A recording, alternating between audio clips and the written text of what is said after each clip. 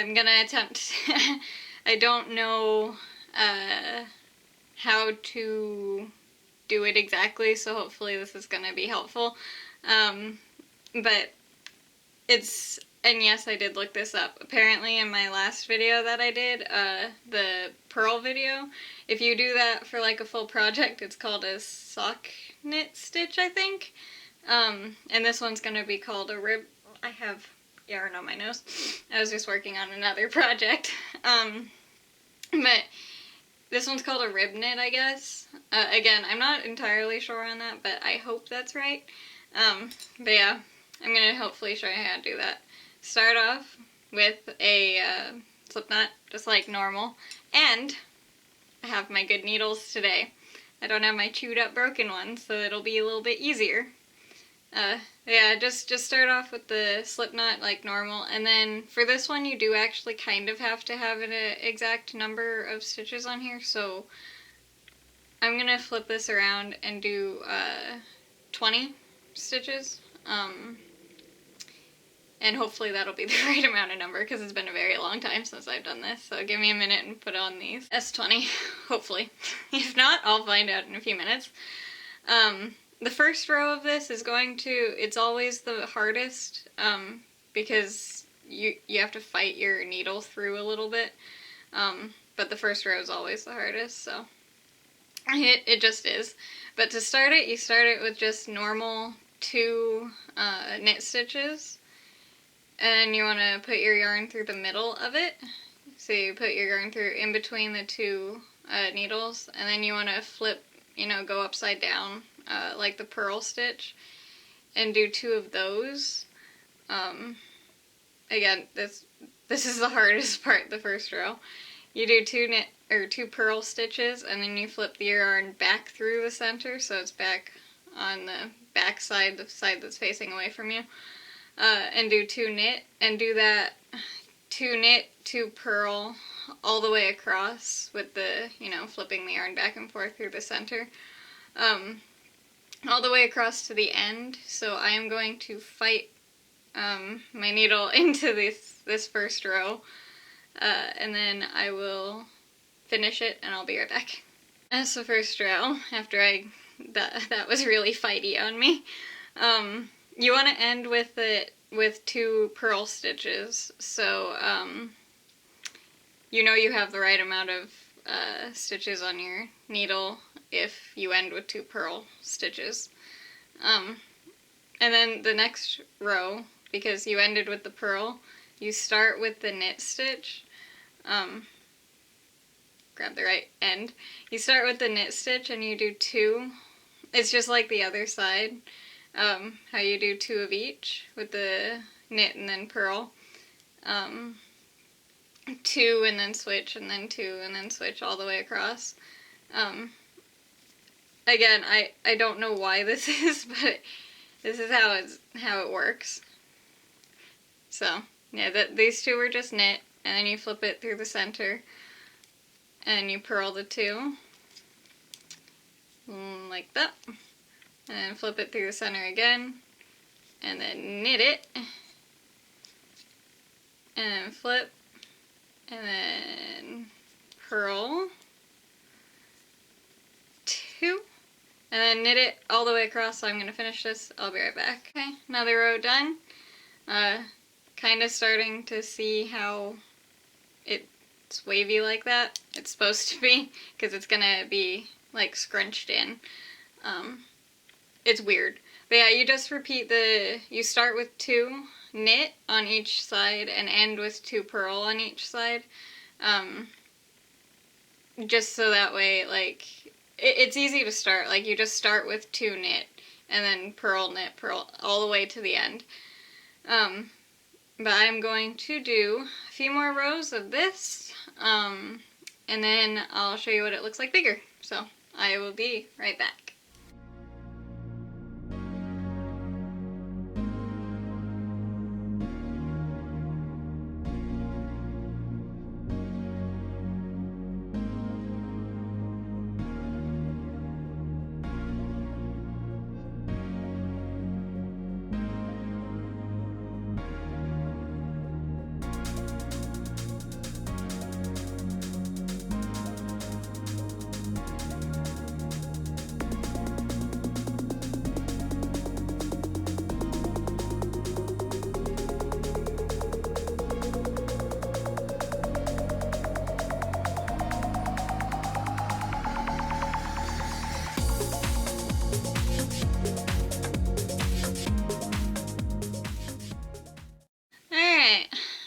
I know this is, again, a very small little piece, but usually when you're doing the rib knit, you're, like, I do it for the bottom edge of, like, you know, here for hats.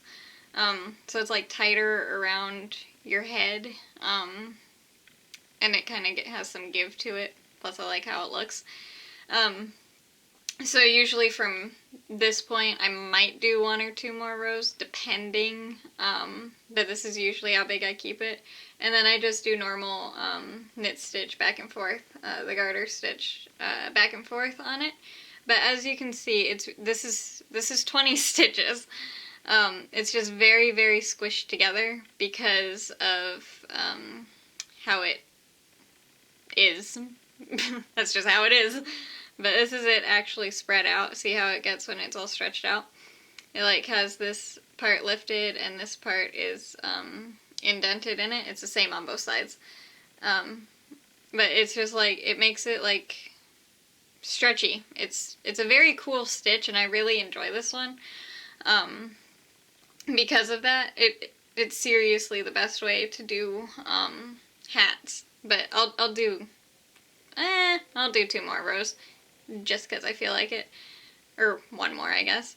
But again, you just do the 2 regular old knit stitch, and then you put the yarn through the middle, and then do 2 purl stitch all the way across. Like, it's very relaxing to do this because it is a pattern, kind of, so you kind of actually have to pay attention to what you're doing, but yet you don't.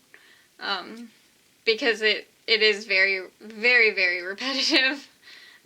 So it makes it relaxing, but it gives your brain something to think about while you're doing it, instead of just kind of doing the same thing over and over and over again, like, without a change in how you're doing it, if that makes sense.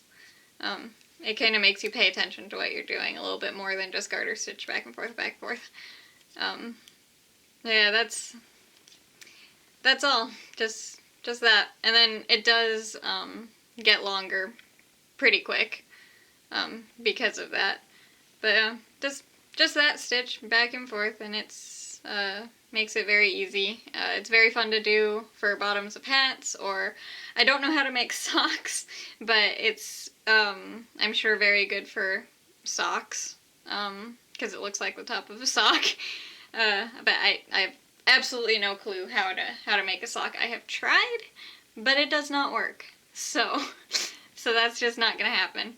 But I'm not gonna like end this, because usually when you're doing this, you're gonna just start doing this afterwards, just regular garter stitching afterwards, after you do it. So I'm not gonna end it because of that. At least I don't. I don't end it with just a rib knit piece of knit thing. I always add more to it. When you do the garter stitch with it, it's gonna look funky at first as well. I'll show you. Because it's gonna pull it apart now, because it's not being tight together.